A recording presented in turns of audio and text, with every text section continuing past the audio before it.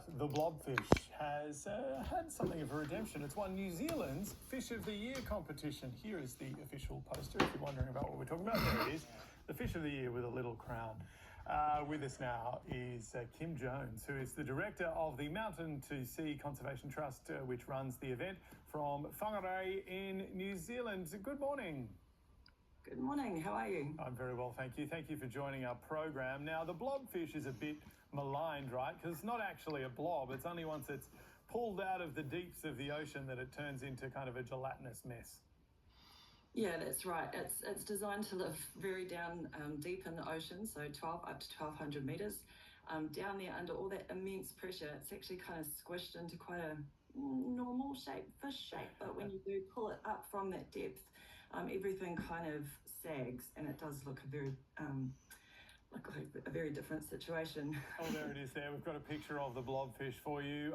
Yes, it was. It made headlines when it was named the world's ugliest fish. Why was it popular with New Zealanders? Oh, look, I think, so the competition kicked off a couple of weeks ago during Sea Week.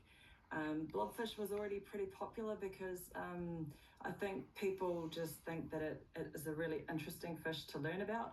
But it was when one of our local radio stations here got behind and started backing the blobfish.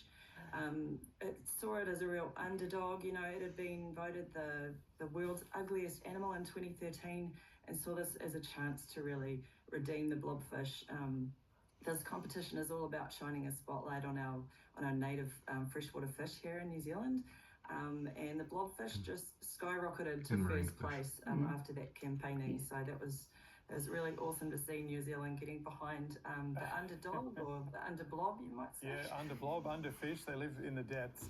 There's a serious message behind all of this, of course, and that is protecting our sea stocks. What do you hope the public takes out of a competition like this? Yeah, definitely. I think number one is that people are learning a bit more about our fish.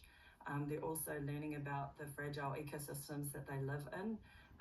You know, the blobfish, for example, lives down in the deep sea where, you know, they themselves can live to 130 years old. The habitat that they live within, the corals and things, can take 300 years to grow.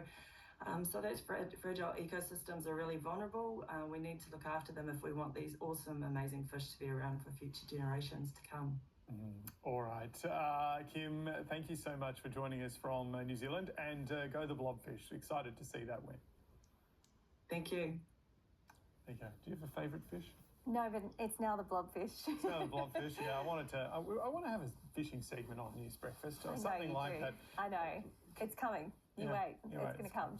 James fishing segment. We're going to do it from a boat. We need to get you a set for it. Yeah, jet ski. No, And definitely a boat. Anyway, Teddy Swims has just announced that he is